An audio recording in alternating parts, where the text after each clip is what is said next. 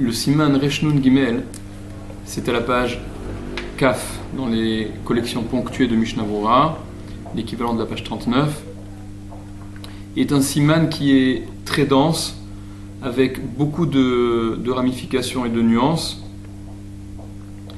Et comme le Mishnah Berurah le rapportera d'ailleurs dans une introduction qu'il fait avant même de commencer à expliquer ce Siman, il rapporte l'introduction du Machatzit HaShekel lui-même, avant de pouvoir entamer à expliquer ce Siman, puisqu'il est d'une densité extrême, et c'est pas un des Simanim les plus simples.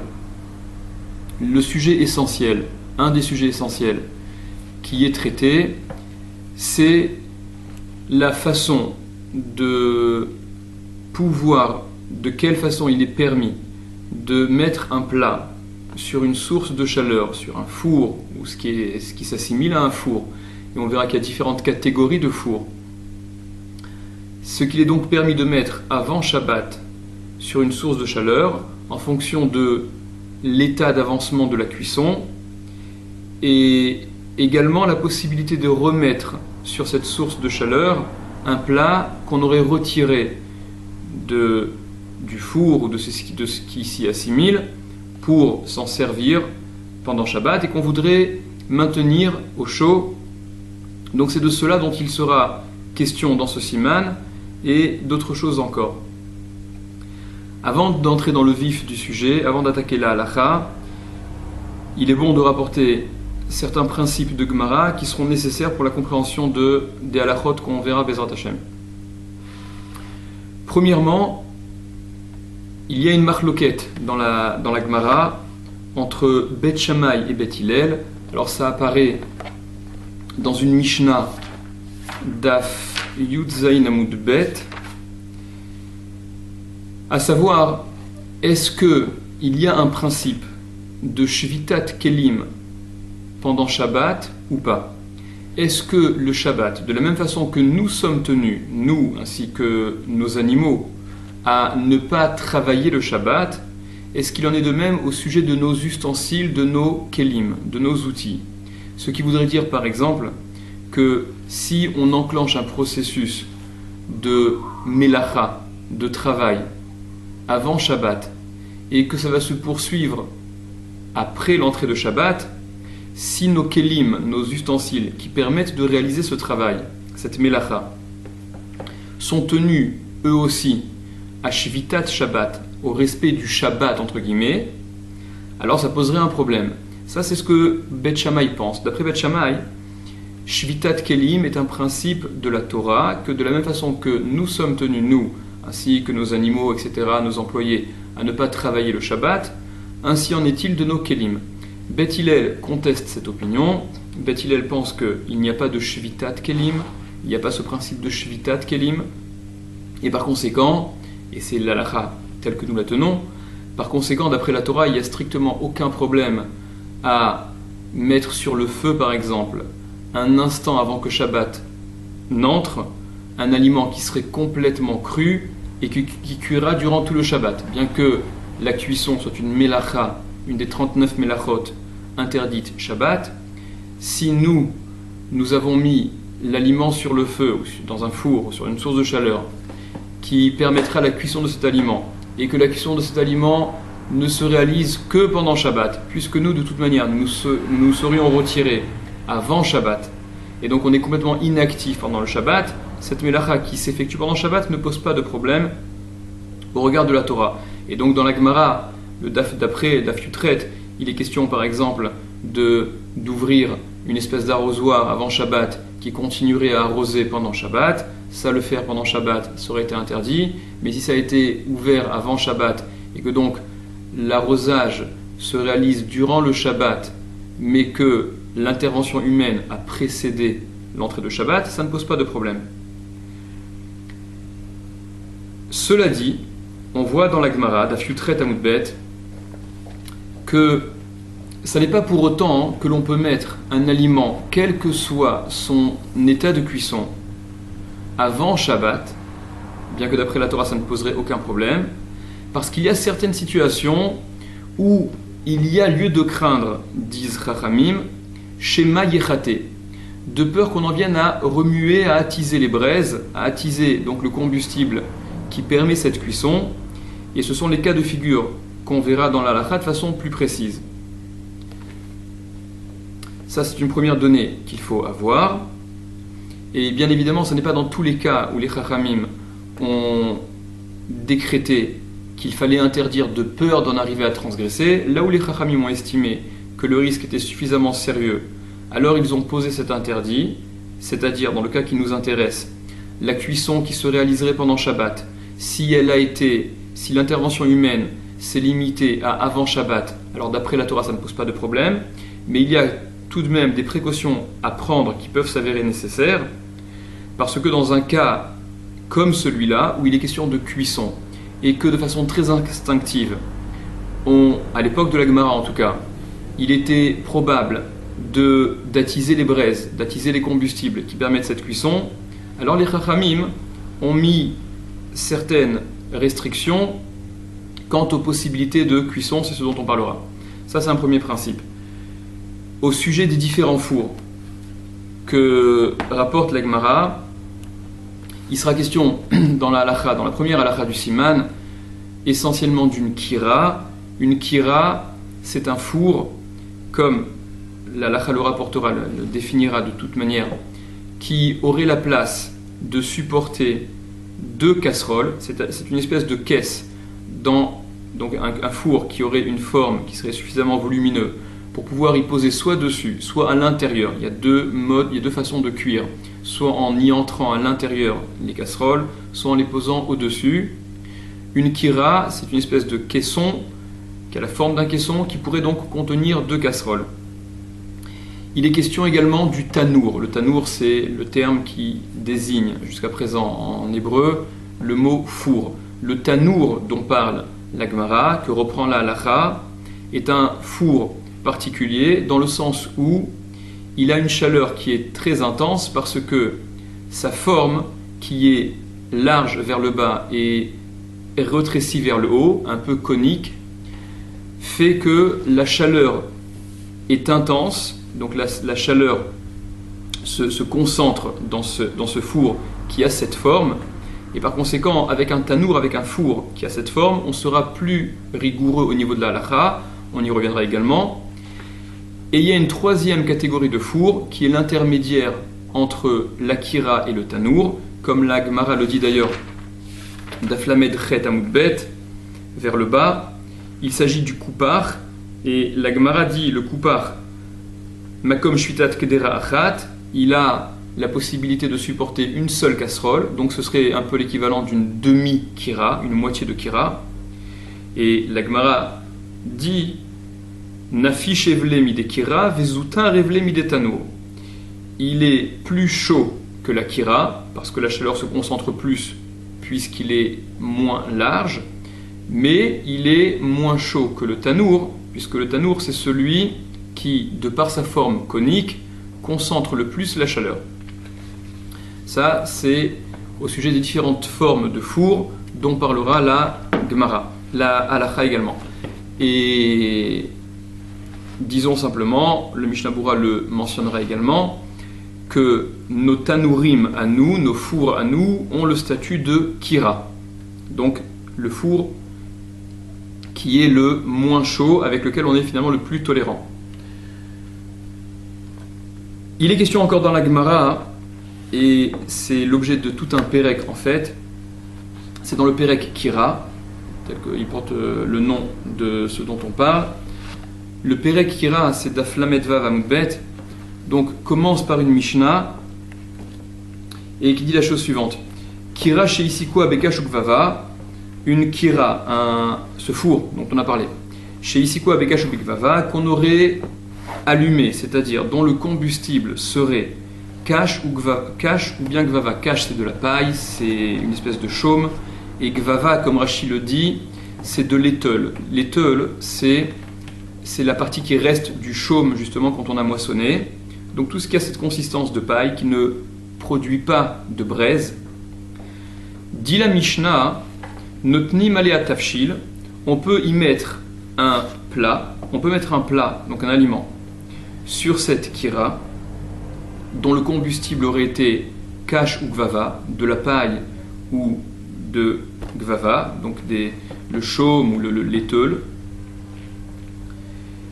Par contre, begefet ou beetzim, si le combustible employé c'est gefet. Gefet, ce sont des, comme Rachid le dit, psolet shel shum shemin chez otsi shumnan, ce sont des résidus de sésame dont on aurait extrait l'huile. On verra dans la Gemara plus loin que ça peut être des résidus d'autre chose que des sésames, par exemple des résidus d'olive qu'on aurait pressés, donc les restes de noyaux qui auraient été cassés et concassés.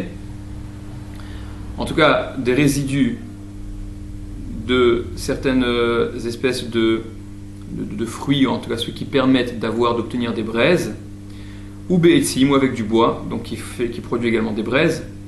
Loïten hachi grof o hachiiten et taïfer, on ne mettra pas d'aliments avant d'avoir été goref ou bien d'avoir mis de la cendre.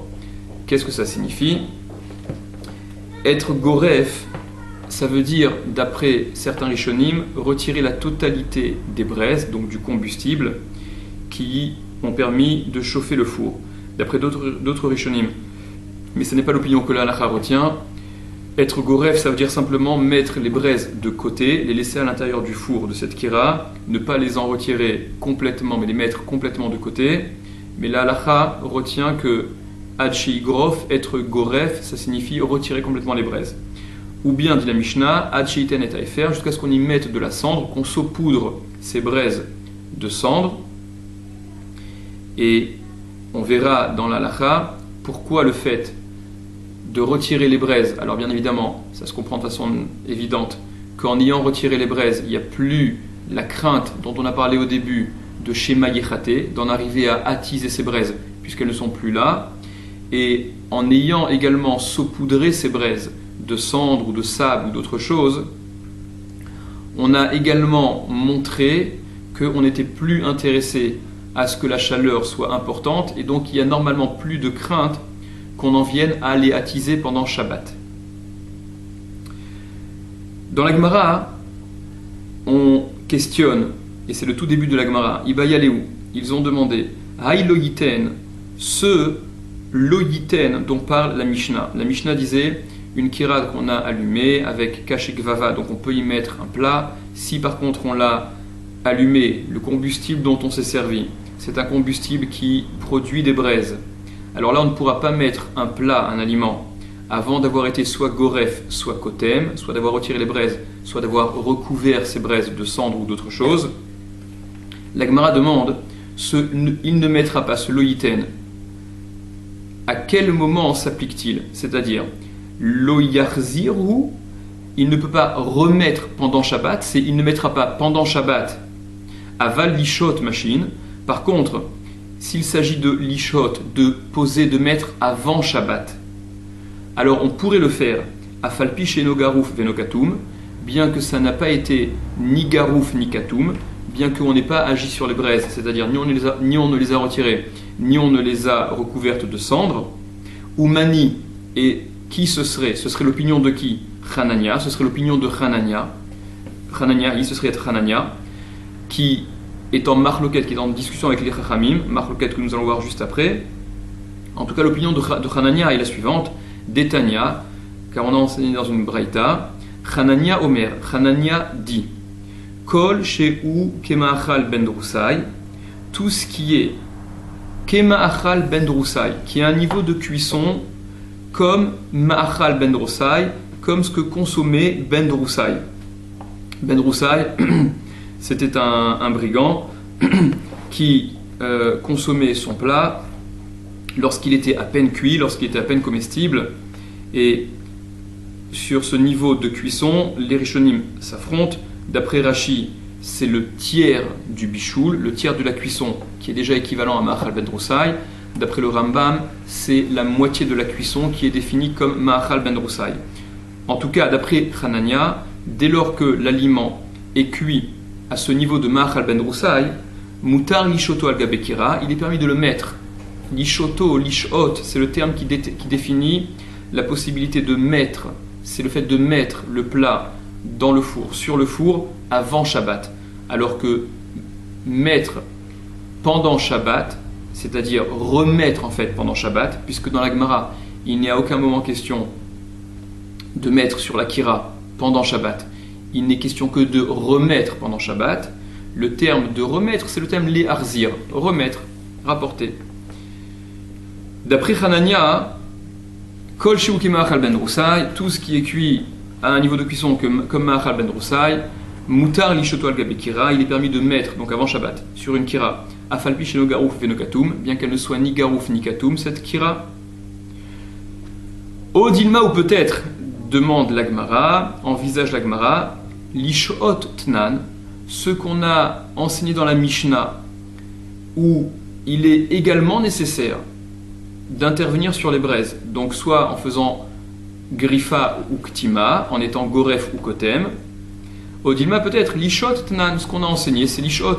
Quand la Mishnah disait Loïten, il ne faut pas mettre, c'était même lorsqu'il s'agissait de mettre avant Shabbat, et que même dans un cas où on mettait avant Shabbat, il faut être Goref ou Kotem, c'est ce que dit la Gemara. Odilma Lishot Tnan, ou peut-être ce qu'on a enseigné c'est Lishot, le Yiten, le maître de la Mishnah, parle avant Shabbat, Ve'i Garouf ve Katum in, ilolo. Et si c'est Garouf ou bien Katoum, c'est bon, on peut le faire. Sinon, non. Et à plus forte raison, dira la Gemara que lorsqu'on va remettre pendant Shabbat, à plus forte raison qu'il faudra que ce soit Garouf ou Katoum. Et ça, ce serait donc l'opinion, que Chachamim conclura la Gemara, et ça, ce serait l'opinion des Chachamim. Il y a donc une marloquette de fond entre les Chachamim et Hanania. D'après Hanania, un plat qui a atteint un niveau de cuisson où il est déjà comestible, alors il n'y a plus de crainte à avoir quant à ce schéma yéchaté, ce de peur qu'il n'attise les braises, puisque le plat en l'état est déjà comestible. Par conséquent, ce dont parle la Mishnah, où il faut être intervenu sur les braises, ça n'est que lorsque l'on veut remettre pendant Shabbat, où là c'est déjà différent, il y a des problèmes supplémentaires. Mais si le plat, il s'agit de le mettre avant Shabbat, dès lors qu'il a le niveau de cuisson de Ma'achal Ben Roussaï, le mettre avant Shabbat sur cette kira, sur ce four, dans ce four, quand bien même on ne serait pas intervenu sur les braises, puisque la cuisson est déjà tolérable, ça peut déjà être consommé tel quel, il n'y a pas nécessité d'intervenir sur les braises. Ça, c'est l'opinion de Hanania. Les Chachamim, eux, pensent que ce que la Mishnah a dit, Loïten Hachi Grof, il ne faudra pas mettre le plat avant d'avoir enlevé les braises ou les avoir recouvertes de cendres. Ça concerne même lorsque on met le plat avant Shabbat. Et dans la Gemara, d'Aflamet Zayin Amud Bet, on voit que Rav et Shmuel disent tous les deux que même lorsque le plat est complètement cuit, Mitztamek veyafelo assour, que même si le plat est complètement cuit, dès lors que le fait de mijoter, lorsqu'il est mitztamek, lorsque le plat se réduit, c'est-à-dire lorsqu'il mijote, si c'est yafelo, si c'est bon pour le plat, alors il sera interdit de le mettre, ce plat, sur la kira, si au préalable, on n'a pas été goref ou kotem. C'est-à-dire que d'après les chachamim, le problème se pose, même lorsque le plat est au-delà d'une cuisson équivalente à Ma'achal Ben Roussaï, et même lorsque le plat est complètement cuit, pour peu que le fait de mijoter soit encore yafelo, ce soit bon pour le plat, il y a encore la crainte d'en venir à attiser les braises, puisqu'on est intéressé finalement à ce que le plat mijote, et par conséquent pour les chachamim, on ne pourra mettre sur une kira, mettre sur un four avant Shabbat, sans intervenir sur les braises, que s'il s'agit d'un plat qui serait complètement cuit, et pour lequel la cuisson ne serait pas bonne, qui serait mitztamek vera lo. Mais si on n'est pas dans ce cas de figure, il faudra toujours intervenir sur les braises, soit en étant goref, c'est-à-dire les retirer du four, soit en étant kotem, c'est-à-dire saupoudrer de cendre ou d'autres choses les braises. Encore une Gemara, c'est ce que la Gemara dit, Daf Yutret Amud Bet. La Gemara rapporte Haikidra chayta, sharela nucha erev Shabbat, im chashecha betanura. Une casserole qui serait complètement crue. Il est permis de la mettre juste avant Shabbat, dans un four, dans un tanour. On verra que au final, dans la halakha, on ne fera pas de différence entre le tanour et la kira quant à cette permission. Et paradoxalement, à première vue seulement, un plat qui serait complètement cru, on peut cette fois-ci le mettre dans un four, même si on n'est pas intervenu sur les braises. Et la raison pour laquelle on bénéficie de cette tolérance qui semble étonnante, c'est parce que, explique la Gemara, Maïtama, pour quelle raison? Kevan delo chazele urta, puisque ça n'est pas apte à être consommé le soir, puisque le plat, on le met avant Shabbat, et que juste avant Shabbat, à l'entrée de Shabbat, il est encore considéré comme cru, alors il n'aura certainement pas le temps de cuire pour le soir, et par conséquent, c'est un plat qui est destiné à être consommé le lendemain, la journée du samedi, et par conséquent, à souché mesar da'ate mine, on est massiyar da'ato, la personne est massiyar da'ato, oublie ce plat pour le soir, et puisque ce plat est destiné à être consommé le lendemain, veloati lichituye gechalim, et donc il n'y a pas de risque qu'on en vienne à attiser les braises, parce que de toute manière, même en attisant les braises, ça ne cuira pas pour le soir, et puisqu'il doit être consommé le lendemain, il aura largement le temps de cuire durant toute la nuit, sans qu'on ait besoin d'intervenir sur les braises du tout. Et la Gemara poursuit et dit, ou bachil shapir damé, et s'il est cuit, c'est bien également, c'est-à-dire on peut également le laisser dans le four sans intervenir sur les braises. Bachil vélo bachil assir. Par contre, s'il est cuit et il n'est pas cuit, c'est interdit de le laisser sur les braises sans cette intervention sur les braises. Et là aussi dans la halakha, on déterminera que signifie bachil cuit et que signifie bachil vélo bachil, cuit et pas cuit. On reviendra là-dessus dans la halakha. Ça, ce sont les sources de Gemarot essentielles pour comprendre au moins le premier saïf, la première halakha.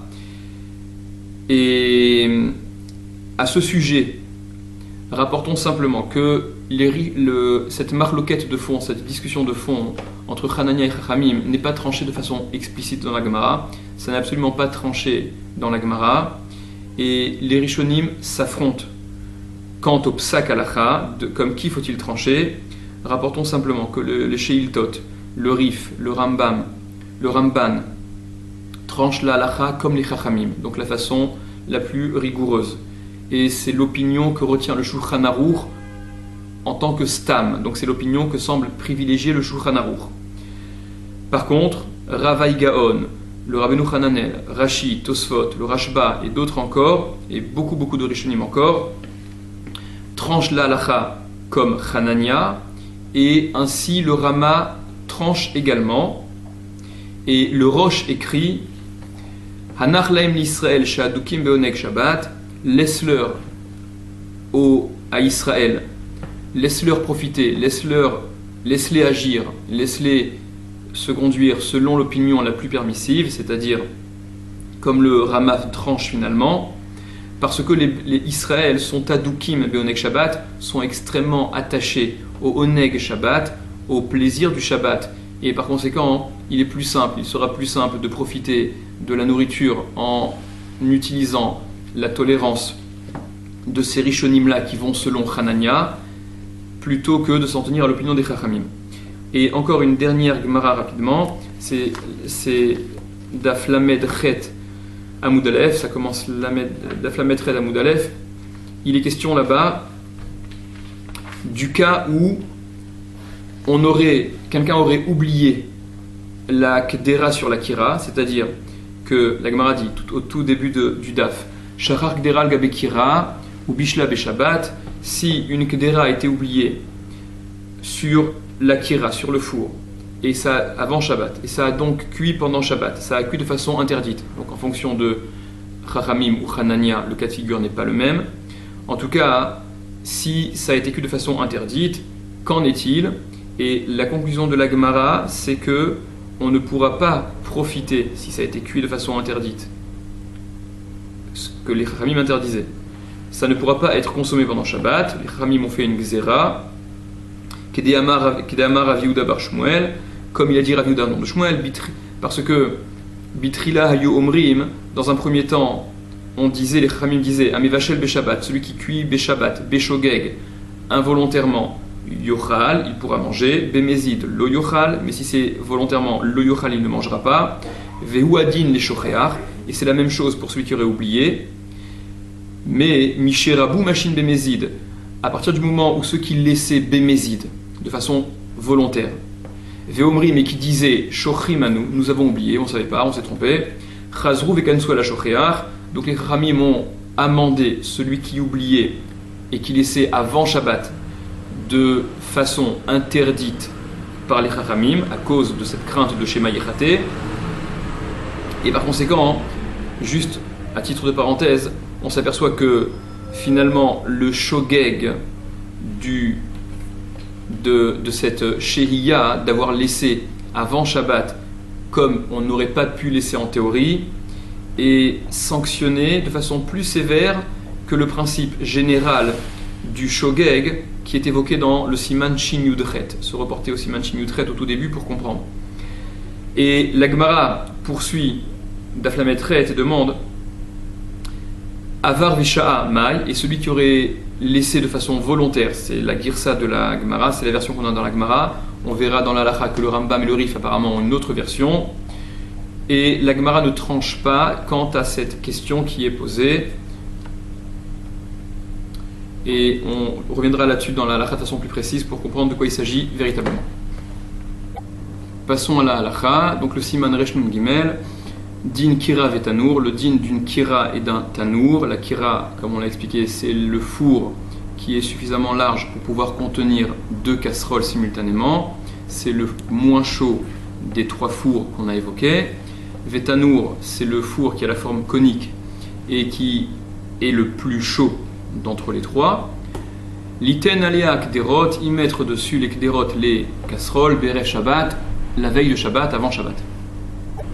Donc Saïf Aleph, Kira Shiyasuya Kekdera, une Kira qui est faite comme une Kdera, c'est-à-dire qui aurait la forme d'une casserole, un four qui aurait la forme d'une casserole, dans le sens où ce four, il a un espace, il est suffisamment important pour Veshoftin Alpia Kdera Lemala, on peut mettre dessus une Kdera, Vieshba Makom Shvitat Shtekderot, et il y a la place d'y poser 2 kderot, donc c'est la définition, la constitution, la forme de cette kira.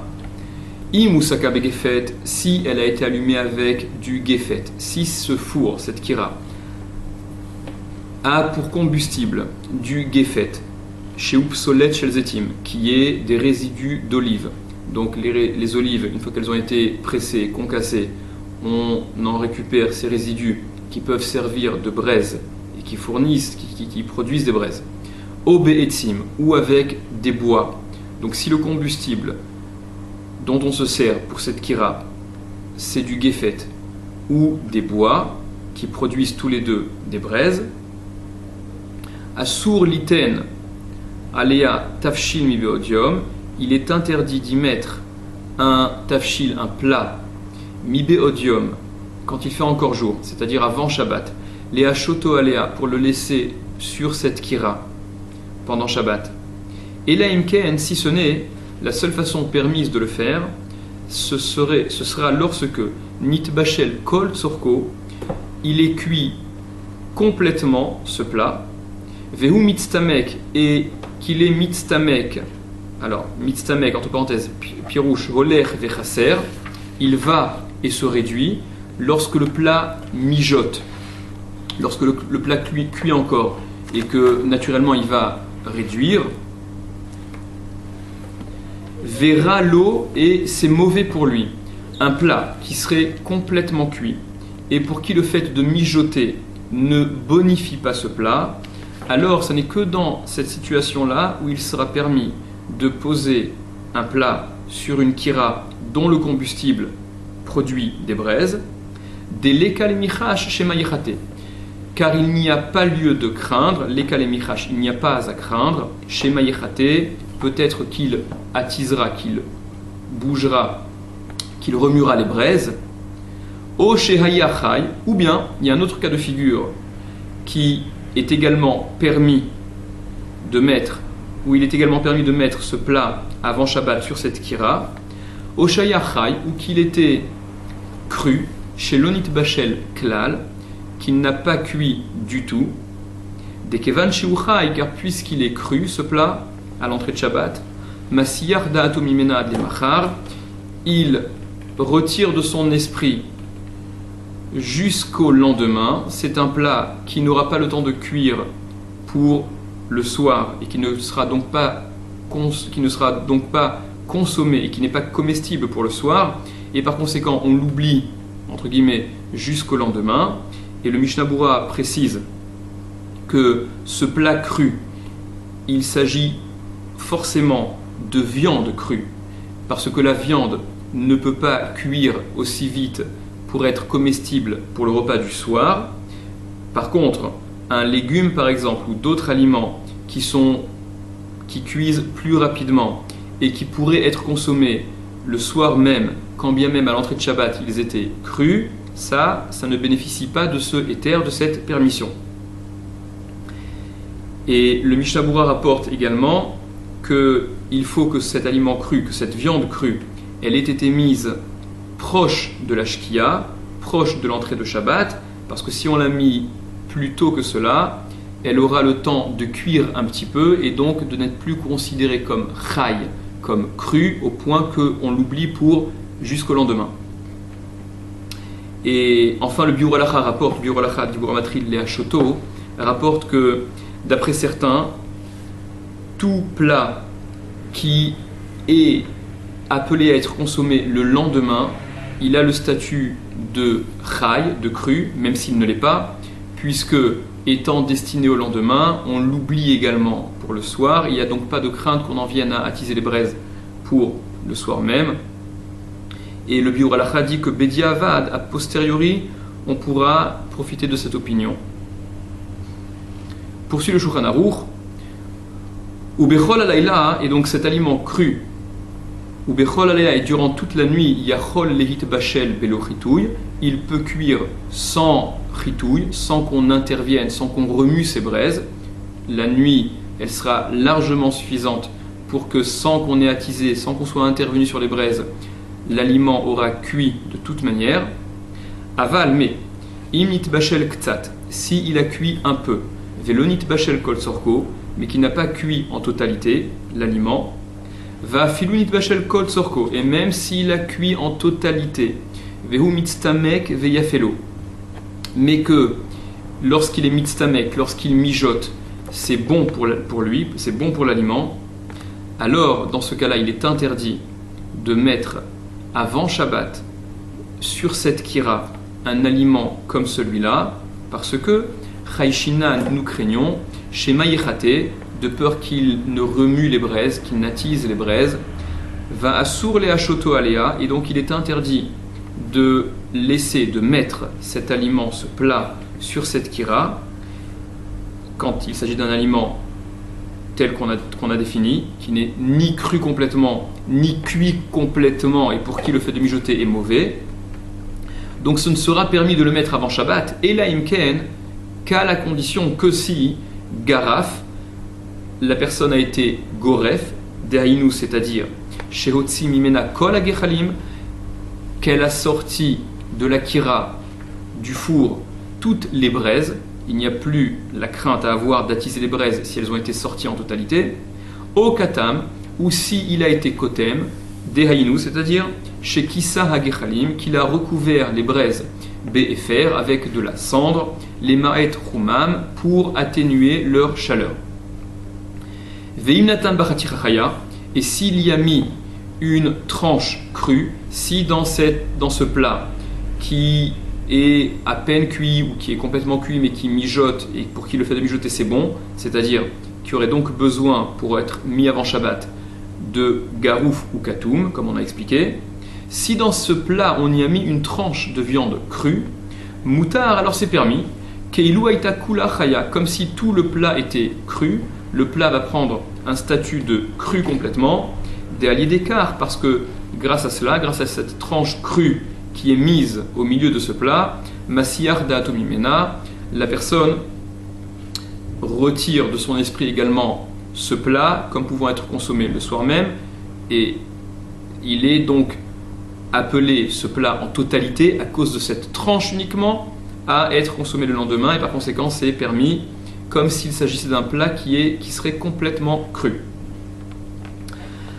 Va'afilu ena groufa, et même si la kira, même si le four ne serait pas groufa, c'est-à-dire pirouche chez Mashach HaGechalim Yatanour, c'est-à-dire que garouf, comme on l'a expliqué déjà, c'est lorsqu'on a retiré les braises du four, même si ça n'a pas été le cas, Vektuma et, entre parenthèses, pirouche chez Kissa HaGechalim BFR, on a recouvert les braises avec de la cendre, donc même si le four, la kira en question n'est ni groufa ni ktuma, il y a encore les braises à l'intérieur, elles n'ont pas été recouvertes de cendre, moutar il est permis, l'ismor lakdera besamour chutzala.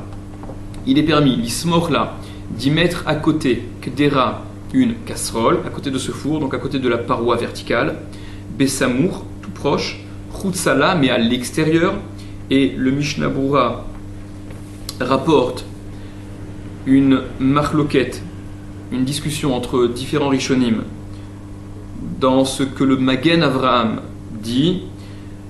D'après Rabbi Akiva Eger, le Magen Avraham explique que cette permission-là d'y mettre à côté, donc une casserole, de mettre à côté de cette kira, une casserole, ça ne concerne qu'une smicha, donc posée à côté du four, qui serait faite avant Shabbat.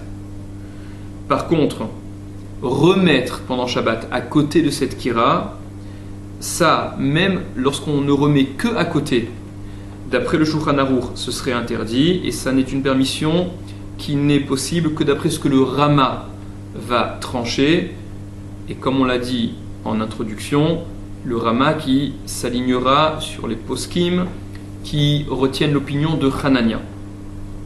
D'après le Dagul Mervava, le Magen Avraham permet même de remettre pendant Shabbat à côté de cette kira, alors que le Rama permet même de mettre pendant Shabbat pour la première fois à côté de cette kira, bien entendu à la condition qu'il s'agisse d'un aliment qui est déjà cuit, donc qui serait solide, cuit, ou d'après le Rama, qui serait liquide mais déjà cuit et encore un peu chaud, d'après le Rama. D'après le Shulchan Aruch, qui serait à une température au moins égale à Yad Soledet. Pour ces détails, revoir le Siman Shin Yudchet. Et enfin, il y a une troisième opinion qu'on rapporte, c'est celle du Bet Meir, qui est le plus permissif, qui dit que même le Shulchan Aruch permet smicha lechatrila beshabbat, c'est-à-dire que même le Shulchan Aruch permet de mettre pendant Shabbat, pour la première fois, à côté de cette kira, donc ni dessus ni à l'intérieur, c'est pas la façon de cuire, et permet de mettre une casserole, si elle est cuite bien évidemment, à côté de cette kira, même pendant Shabbat. Le Biur Halacha à la fin du Siman rapporte que il semble du Rama à la fin du Siman, selon l'explication de Rabbi Akiva Eger. Le Shulchan Aruch poursuit. Ve'i musaka beka shobikvava.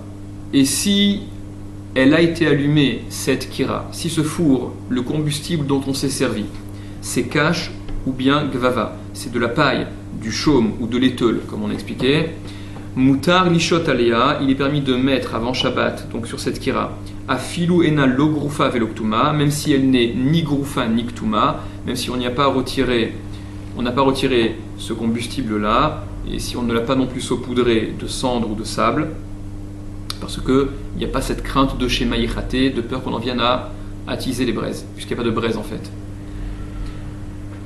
Aga, le Rama rajoute, et c'est ce qui est extrait de la Gemara, Shte kirot amatimot zo etzel zo, deux kirot qui seraient mitoyennes l'une à l'autre, Vedofen shel cheres benehem, et qu'il y a une paroi d'argile entre les deux, elles seraient donc séparées par une paroi d'argile, comme deux kirotes qui seraient collées l'une à l'autre.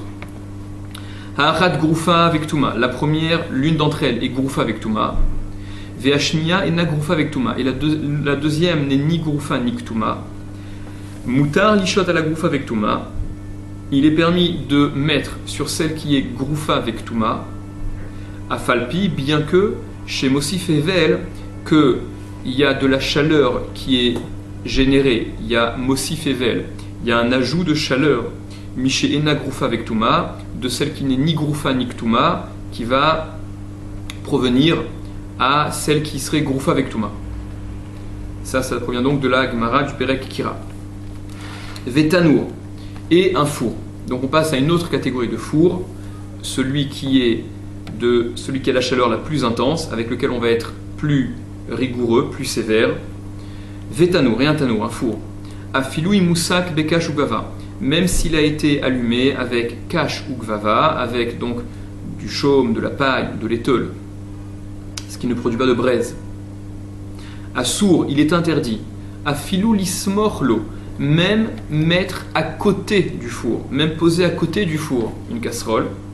Afilou imou garouf vekatum, même s'il est garouf vekatum, même si on y aurait retiré les braises de ce four, ou même si on y aurait retiré apparemment la paille, le chaume qui ferait office de combustible, vekatum, ou qu'on aurait saupoudré avec de la cendre, le Rama rajoute, Aga, kolzman shayad soledetbo, tant que la chaleur est au moins égale à yad soledet. Ça n'est que dans ces conditions qu'il est interdit donc d'y mettre, ne serait-ce que d'y mettre à côté, de poser à côté une kdera. Poursuit le Shulchan Aruch, Vekol Sheken, à la plus forte raison, chez Asur Lishot Betocho au Algabo, qu'il est interdit de mettre à l'intérieur de ce four, ou même au-dessus, avant Shabbat, combien même on serait avant Shabbat.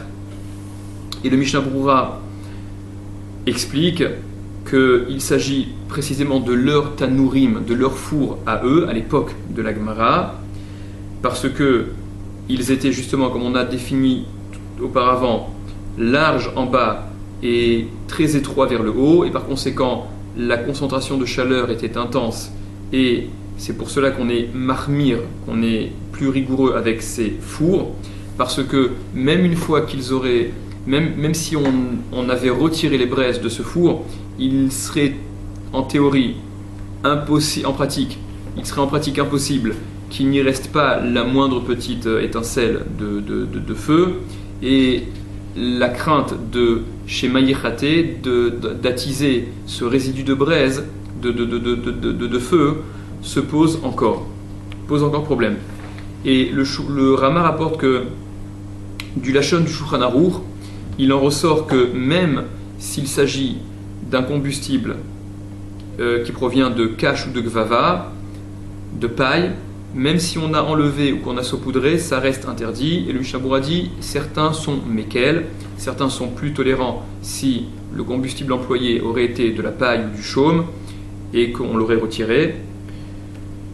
Et dit encore le Mishnah Brura que si le plat est mitztamek veralo, donc si c'est un plat, et ça c'est un principe important, le Mishnah Brura dit que, c'est ce que le Mishnah Brura va dire dans le Seif Katan Lamed, que si le plat en question, il est cuit complètement, et que le fait de mijoter c'est pas bon pour ce plat, ou bien qu'il s'agit d'un plat qui serait complètement cru, alors là, même dans un four qui ne serait pas garouf vekatum, c'est permis, parce que toutes les chumrot, toutes les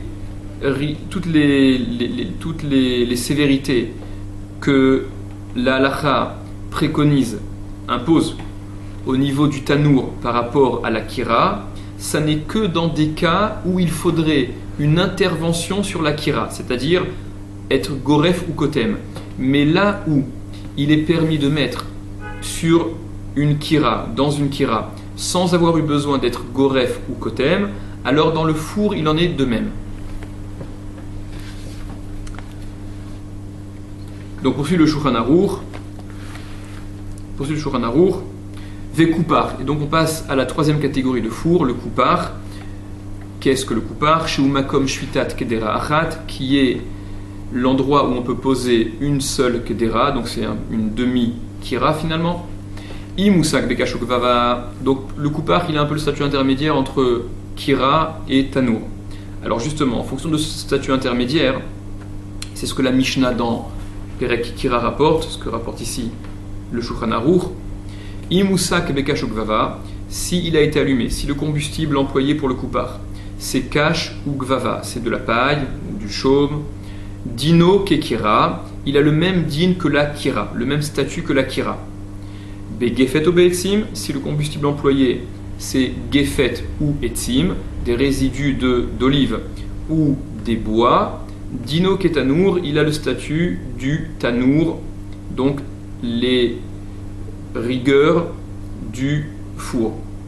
Entre parenthèses, vetanourim shelanu dinam kekira. Et nos fours à nous, ils ont le même statut que la kira. Donc avec kira, four avec lequel on est le plus tolérant.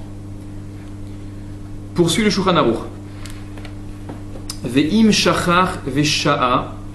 Et si la personne a oublié et a laissé un plat qui ne devait pas l'être avant Shabbat sur la kira, im utafshil shebishel kol sorko, si c'est un plat qui a cuit complètement, mutar, il est permis d'en profiter, afiluhu mitztamek veyafelo, même si il est mitztamek veyafelo, même si le fait de mijoter c'est bon pour ce plat. Donc d'après les chachamim, d'après le psak du Shulchan Aruch, c'est un cas qui aurait été interdit les khatrila. On ne pouvait mettre sur une kira sans avoir été goref ou kotem un plat, même s'il était cuit en totalité, mais pour qui le fait de mijoter était bon.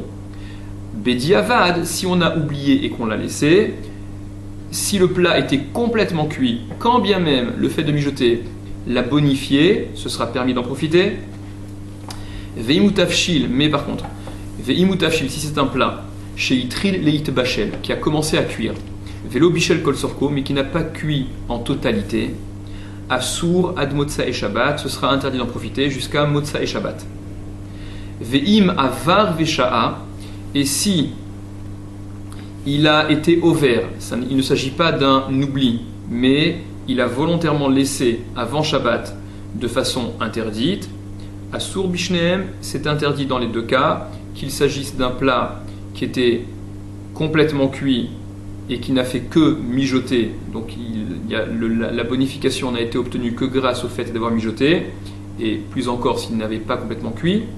Dans les deux cas, ce sera interdit d'en profiter jusqu'à Motzei Shabbat, et rajoute le Rama, plus que Motzei Shabbat en fait, Aga, Ad Birde Sheyasu, jusqu'à le temps nécessaire pour le faire, c'est-à-dire le laps de temps nécessaire pour obtenir ce qui a été fait pendant Shabbat de façon interdite, c'est le laps de temps qu'il faudra attendre au-delà de Motzei Shabbat. Ve'im, donc poursuit le Rama. Ve'im irzira eno yehudi beShabbat. Et si un non-juif a remis pendant Shabbat dino keshachar vesha'a, alors c'est le même din, là c'est plus un juif qui a transgressé l'interdit, mais ce serait un non-juif qui aurait remis pendant Shabbat. C'est bien que le fait de remettre pendant Shabbat soit plus lourd que mettre avant Shabbat, puisqu'on est pendant Shabbat, bien évidemment, puisqu'il s'agit d'un non-juif qui aurait remis, alors on va attribuer le din, dino keshachar vesha'a, ça aura le même din que si il s'agissait d'un juif qui avait oublié et laissé avant Shabbat.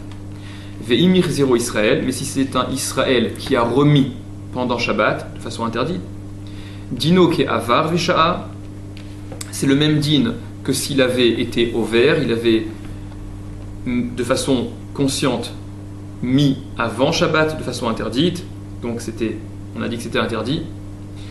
Ve'im mitztamek veralo, mais si le plat en question, il était mitztamek veralo, c'est-à-dire le fait de mijoter, ça n'est pas bon pour ce plat, et il était complètement cuit, alors moutar, il sera permis d'en profiter, sheharé, parce que l'onehene mina issour, il n'a pas profité véritablement du issour, puisque le fait d'avoir mijoté n'a rien rajouté, au contraire.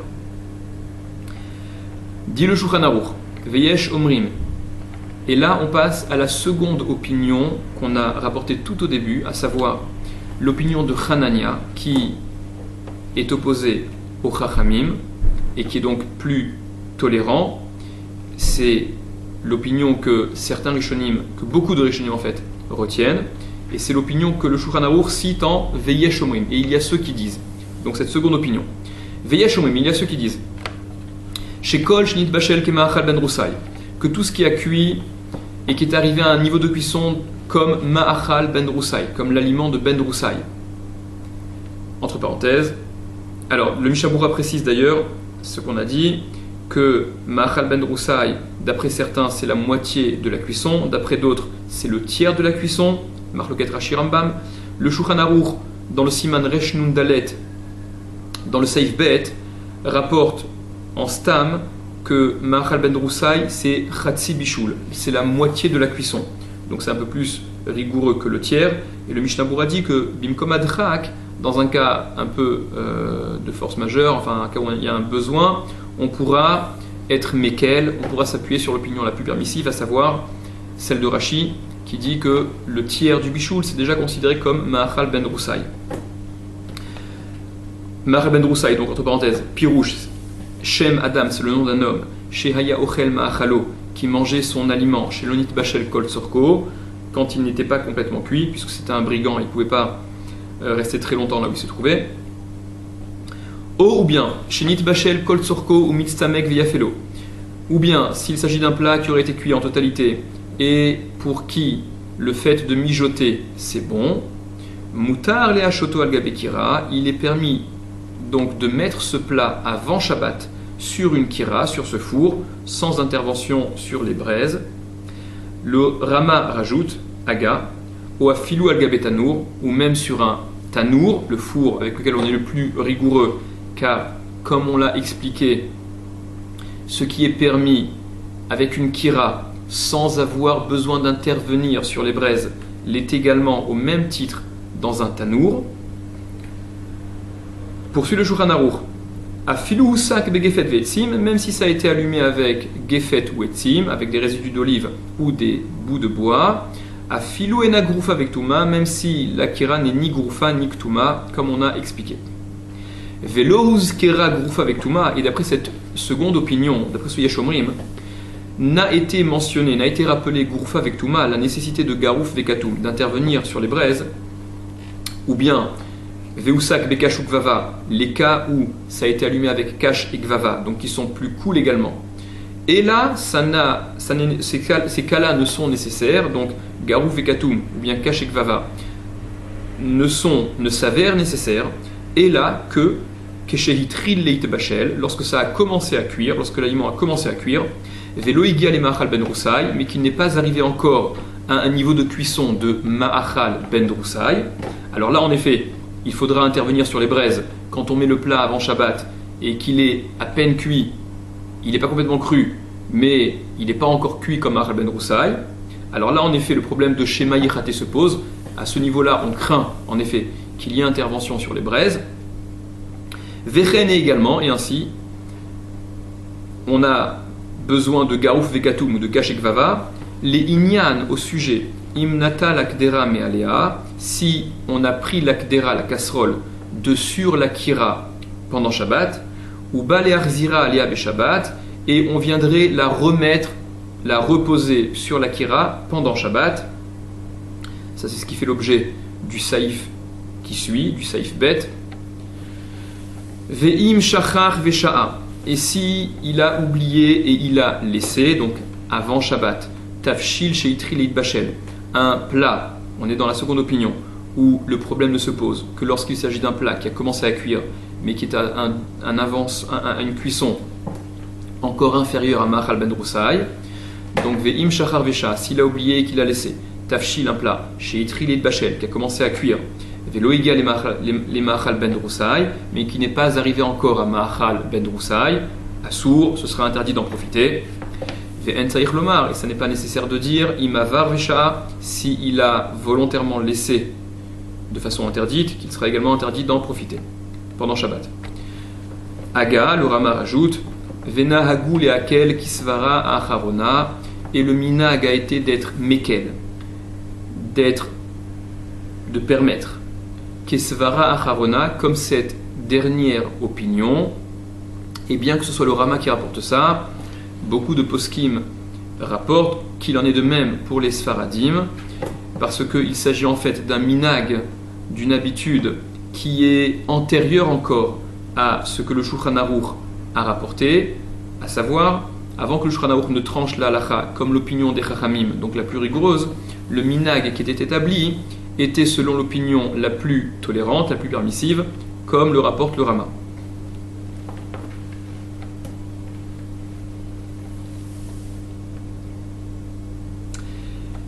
Vechol ze be'inyan shehiya. Et tout cela est au sujet de la shehiya. Tout ce qu'on a dit ne concerne que la shehiya, c'est-à-dire she'akdera yoshevet al kiseh shel barzel, lorsque la casserole est assise et posée sur une chaise de fer, c'est un trépied, une espèce de trépied en fer, ou al gabe avanim, ou sur des pierres, ve'ena nogaat bagechalim, et qu'elle ne touche pas les braises. Aval, mais, atmana al gabe gechalim, une atmana sur les braises, il faut savoir, et c'est ce qu'on développera dans le Siman Resh Nun Zayin, que d'après le Shulchan Aruch, une casserole qui serait posée sur les braises, elle est considérée comme étant tumuna. Elle est considérée comme étant, ça rejoint le statut de ce que la Gemara, de ce que la halacha va interdire, à savoir une casserole, un aliment qui serait enveloppé dans ce qui est mossif et vel, dans ce qui génère de la chaleur, et ça c'est interdit, même si on l'a fait avant Shabbat. D'après le Shulchan Aruch, lorsque la casserole est posée sur des braises, donc sur ce qui est mossif et vel, sur ce qui rajoute de la chaleur, ça a un statut, même si la casserole n'est pas enveloppée, ça a un statut de atmana, donc c'est ce que vient exclure le Shulchan Aruch. Donc dit le Shulchan Aruch, tout ce dont on a parlé, ça n'est que lorsque la casserole est posée au-dessus, sur un trépied ou sur des pierres, mais qu'elle ne touche pas les braises. Aval, mais atmana al gabe gechalim, une atmana sur les braises, puisque pour le Shulchan Aruch, le fait d'être posé sur les braises, c'est à assimiler à une atmana qui pose problème, qui est interdite. Les divrei hakol, d'après tout le monde, c'est assour, c'est interdit. Et le Mishnah Berurah précise que même s'il s'agit d'un plat qui serait cuit complètement et pour qui le fait de mijoter, c'est pas bon, mitzamek veralo, de toute manière, c'est interdit, comme c'est interdit dans le cas de atmana que l'on voit dans le siman Resh Nun Zayin. Le Haga rapporte, Veyesh omrim, il y a ceux qui disent, de afilu imakdera omedet al gabea esh mamash, que même si l'akdera est posée au-dessus du feu mamash, c'est-à-dire si elle touche les braises, kol zman sheimegula lemala, tant qu'elle est découverte au-dessus, donc tant que cette casserole n'est pas enveloppée, l'omikri atmana, ça ne s'appelle pas atmana, et par conséquent ce n'est pas assour. Vécharé, c'est permis. Vechena minag, et ainsi est le minag, dit le Rama, opinion que le Chazanish conteste. Rak shenizarim les natkan, juste, précise le Rama, on fait attention les natkan ktsat de la décaler un peu, kodem à Shabbat, avant le Shabbat, mina esh du feu, kedesh yuchal Israël le asiro misham, afin que le Israël puisse la retirer de là-bas, sans bouger les braises. Ve'im lo nitkan mina esh, et si elle n'a pas été décalée, déplacée de sur le feu, venim tsiou al gabea esh be Shabbat, et qu'elle se trouve sur le feu pendant Shabbat, yesh le asiro misham al yede eno yehudi, il y a à la retirer de là-bas par l'intermédiaire d'un non-juif. Ve'im lekaino yehudi, et s'il n'y a pas de non-juif, mutar l'Israël, il est permis à Israël, les asiro misham, de l'enlever de là-bas, de la retirer de là-bas. Ve'izaer, mais il fera attention, chez Ikarenu Misham Benachat, de la prendre de là-bas, donc de retirer cette casserole de sur le feu, Benachat, doucement, chez Veloyenanea Gechalim, et il ne remuera pas les braises, de sorte à ne pas remuer, à ne pas bouger les braises. Ve'az, et alors, Afim Yena Anan Ktsat, même s'il les remue un petit peu, de façon involontaire, Davar chez En Mitkavenu, Vechare, c'est quelque chose où il n'a pas eu la kavana, il n'avait pas l'intention, et par conséquent, c'est permis. Et le Mishnah Berurah rapporte que si c'est un psik recha, même par l'intermédiaire d'un non-juif, il y en a qui sont mahmir, c'est-à-dire Si en retirant cette casserole, il est fatal que les braises, elles étaient un petit peu au-dessus, elles étaient autour de la casserole. La casserole n'était pas simplement posée sur des braises, mais il y avait certaines braises qui étaient un petit peu en forme de monticule autour de la casserole, et que par conséquent, c'est un psikrécha, c'est obligé que certaines braises tombent et qu'il y ait donc que l'incandescence soit ravivée. D'après certains, même par l'intermédiaire d'un non-juif, c'est interdit. Mais dit le Mishnah Berurah, de toute manière, les tzorer Shabbat, pour le besoin de Shabbat, il est possible, il y a lieu de permettre par l'intermédiaire d'un non-juif. Et dans le Sharatzi, on y rapporte de façon plus précise qu'on ne peut pas empêcher ceux qui sont mékel dans un psychréché, quand bien même ça l'intéresse aux juifs, si ça se fait par l'intermédiaire d'un non-juif, parce que le Magan Avraham et d'autres poskim encore permettent même les khatrila.